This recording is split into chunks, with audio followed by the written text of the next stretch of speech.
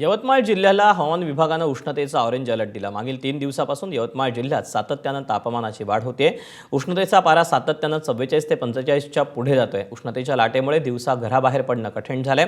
रात्रीच्याही तापमानात कमालीची वाढ झाली। उष्णतेची लाट आणखी काही दिवस कायम राहणार असल्याचा अंदाज हवामान विभागानं वर्तवला आहे।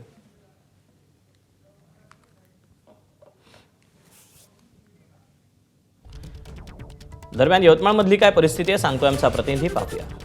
यवतमाळ जिल्ह्याला हवामान विभागाने 3 दिवस ऑरेंज अलर्ट दिला होता। त्यानुसार जर पाहिलं तर यवतमाळ जिल्ह्यात गेल्या 3 दिवसापासून तापमानाचा पारा हा 44-45 अंशाच्या वरती गेला होता आणि आता जर पाहिलं तर 45.4 अंशावरती हा पारा जाताना दिसत आहे। त्यामुळे जिल्ह्यातील नागरिक जे आहेत ते सकाळच्या सत्रात आपले कामे आटोपण्यावर जास्त भर देण्यात येत आहेत।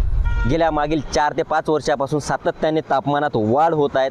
साधारणतः पाहिलं तर 44 अंशापर्यंत असलेला पारा जो आहे तो यावर्षी पहिल्यांदाच 46.8 अंशावरती गेला होता आणि आता गेल्या 4 ते 5 दिवसापासून जर पाहिलं तर सातत्याने हाच पारा 44-45 अंशावरती असताना आपल्याला दिसत आहे। उष्णतेच्या लाटेमुळे दिवसा घराबाहेर पडणेही नागरिकांचे कठीण झाले आहे। सोबतच जर पाहिलं तर किमान तापमानात रात्रीच्या याच्यातही वाढ झाली आहे। रात्रीचं तापमान जर पाहिलं तर 32 अंशापर्यंतही पोहोचल्याचं आपल्याला पाहायला दिसून येत आहे आणि त्यामुळे दिवसभर उकाडा आणि रात्रीसुद्धा उष्ण वारे आपल्याला वाहताना दिसून येत आहेत। त्यामुळे नागरिकांची जी आहेत ते चांगलीच उष्णतेच्या झळामुळे तापमानामुळे लाटा सोसाव्या लागत आहेत। एकंदरीत जर पाहिलं तर नागरिकांनी सकाळच्या सत्रात कामे आटपावीत, डोक्यावरती शेला रुमाल बांधूनच घराबाहेर पडावे, भरपूर पिण्याच्या पाण्याचा उपयोग करावा आणि शक्यतोवर उन्हाच्या दुपारच्या सत्रात बाहेर पडू नये असे आव्हाने जिल्हा प्रशासनाकडून करण्यात आले आहेत। एकंदरीत जिल्ह्याची जर परिस्थिती पाहिली